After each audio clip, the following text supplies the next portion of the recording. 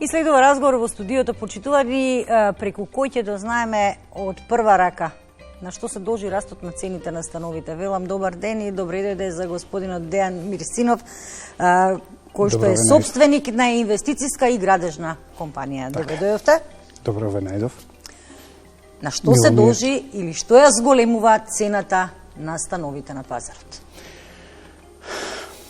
Па, постојат повеќе фактори за регулирање на цената на пазарот.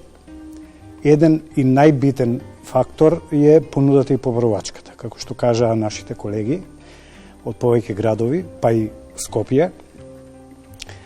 Кога е понудата поголема од побарувачката, цената паѓа и обратно, кога е побарувачката поголема од понудата, цената расте.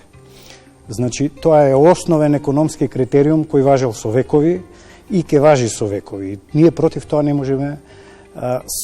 можеме да го регулираме во даден момент кога ќе појави пик или некоја аномалија вештачка и така натаму, но секогаш треба да го оставиме природниот тек на побарувачката и понудата. По мене, доколку сака владата или општината или сите институции кои што се одговорни за одредени социјални категории да допринесат со пристапни цени за да си купат или набават дом за живење и тие социјални категории кои што не можат да го направат тоа, треба да се концентрира на нив и да даде поволности на млади брачни парови, на социјално загрозени лица, и тука треба да се вклучи и текако. Но другиот пазар на недвижности треба да го отвори, да го остави буквално да се саморегулира со понудата и побарувачката. Доколку цената расте и доколку како што е случајот во овој момент, и по мене можеби не е природно да толку расте, можеби расте по инерција на почеток на растот на цените предизвикан од зголемување на репроматеријалите, и како почна да расте така по инерција тој до ден денеска расте, не дека нешто посебно е зголемена побарувачката, туку луѓето во одреден период носат одлука да собствените заштеди, кои не се мали, ги затворат во недвижности. И таа инерција трае и до ден денеска. Јас не би ги советувал сите кои што имаат заштеда да ги концентрираат своите средства таму каде што во моментот изгледа дека е најповолно, бидејќи тоа е обратно пропорционално. Потоа пак треба таа заштеда да ви носи принос. Меѓутоа, ако немате идеја што со таа, да речеме, инвестиција и не ви носи принос, него напротив, моментот на стекнување на станот веќе од утредента ви прави трошок, плаќате заедничка потрошувачка, колку толку плаќате такси за вода, за струја и така натаму, почнува да тече амортизација на самиот стан природно, сакале нејкеле, и ако он не ви носи приход, тогаш вие сте во промашена инвестиција. И секогаш кога Но не го гледаат тоа граѓаните така. Не го гледаат од причина што можеби ние, како инвеститорите, не сме до крај искрени со купувачите. Односно, тие ни се нас соинвеститори. Значи, зборот соинвеститор е дека тој истиот купувач влегува со вас во ризик и вие, рекламирајќи му цената дека за него е добра во овој момент, го навлекувате, така речено, во можеби за него погрешна инвестиција. Многу е битно да пристапите искрено према секој и да од него извлечете дали му е неопходна таа инвестиција во тој момент. Ако му е неопходна, тогаш нема друго освен да купи, бидејќи луѓето се водат преди се од собствените потреби.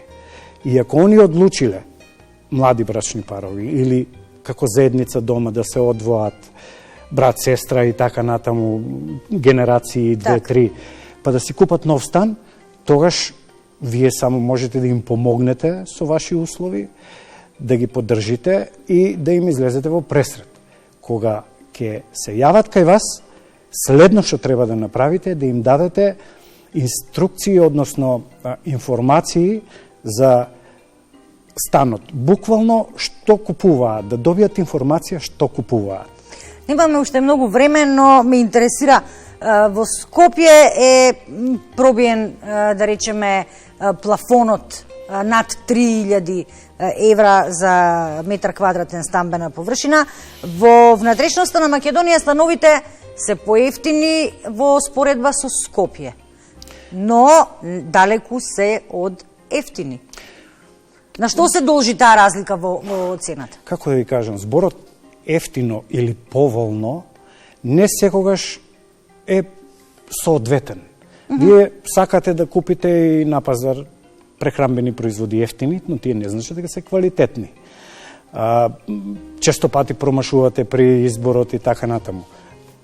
По таа изрека сиромавиот 2 пати плаќа. Значи, барајки ефтино, можете да се навлечете на неквалитет.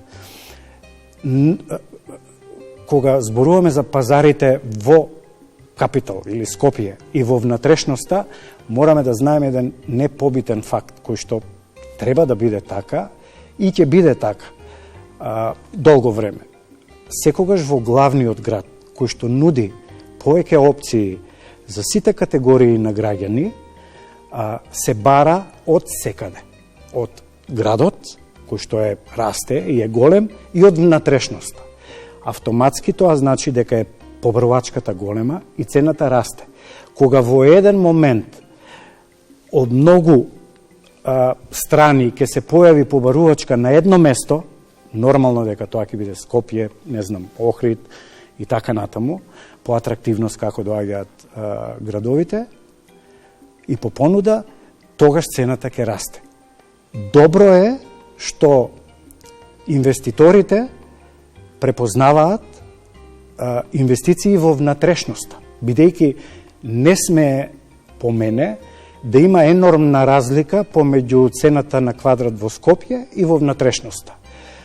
Доколку некој следи, јас сега, да бидам искрен, немам точна, баш прецизна информација, но секогаш цената на квадрат во Скопје во однос на периферијата била 1:2, 1 или 0,80, односно 80% поскап станот во Скопје во однос на Велес. И тој тренд, ако видиме, се задржува и денес. Так. Со тоа што и во Скопје се разликува цената согласно бараните, реони и општини, таму каде што таа општина нуди подобри услови за живење, каде што има близина, нели, градинки, основни училишта, факултети и така натаму, тогаш цената е поголема во однос на други општини кои што не мора да бидат периферни, знаат да бидат и недобро урбанизирани. И така, место да го подобрат квалитетот на живење, го обратно, да речеме, му прават нелагодност на домувачот таму. Нели, инфраструктура. Ќе ги замолам од режија, имам уште едни инсерти да ги пуштат додека ние зборуваме, кога станува збор за стамбениот простор и за изградбата на станови. Како за крај, дали пазарот испраќа сигнали за корекција на цените или за стагнација? Ајде, не за корекција, но за стагнација на цените? Видите сега, се испраќа сигнали, но прашање е колку ние знаеме и можеме да ги прочитаме. По мене, најсоодветно е да, од страната на купувачот си обезбеди стручна поддршка или доволни информации за таа недвижност која што сака да ја купи, од една страна, и од друга страна понудувачот треба исто така да му ги даде соодветните и точните информации за недвижноста. Кога преферираме продажба на една недвижност, правиме диспропорција на и односот на другите недвижности. За мене е несвојствено, тука може би треба малце повеќе да се анализира и да се даде придонес на стимулирање и соодветно вклучување на одредени финансиски институции, одредени експерти, па дури ако сакате и општината со одредени програми, да го крене нивото на побарување на куките. Еден момент кој што свесни сме дека не одат сразмерно со побарувачката на станови, бидејќи немаат вредност, а немаат вредност за тоа што нема побарувачка. Нема побарувачка заради тоа што никој не ја стимулира таа побарувачка. Значи, стимулирање значи да го опремите тој дом на ниво на користење, да го направите енергетски ефикасен. Тука имате програми од Европска банка за обнова и развој. Тие програми треба да ги промовираат тие институции и државата за да можат да ги натераат одреден слој на купувачи да се преусмерат од купување на скапи станови кои што патем и не им се потребни, него ги зимаат како алтернативен бизнис кој што не знаеме дали ќе го реализираме, нели рентањето на недвижности е посебна филозофија и тоа зависи од понудата и побарувачката. Ако вие немате што да му покажете на тој кого сакате да го донесете овдека да го користи, тогаш зошто го купувате да ви стои празен, да ви прави трошок? Него треба малце да се позанимаваме ние со околностите кои што треба да му ги покажеме на тој корисник. Не е битно дали е од натрешноста, дали е од тука, или е турист за одредена намена, дали деловна, дали да дојде да посети државата, да види, да му направите комунални услуги, да му бидат благопријатни, да нема нели загаденост на воздухот. Тоа е посебна тема. Сето тоа влие врз побарувачката и на рент, а автоматски и на купување, бидејќи дел од купувачите се за потреба, но и за бизнис. Господине Мирсинов, ви благодарам што одвоивте време и дојдовте денес во нашата емисија и ќе се видиме во некоја следна прилика. Благодарам и на вас. Мило ми беше.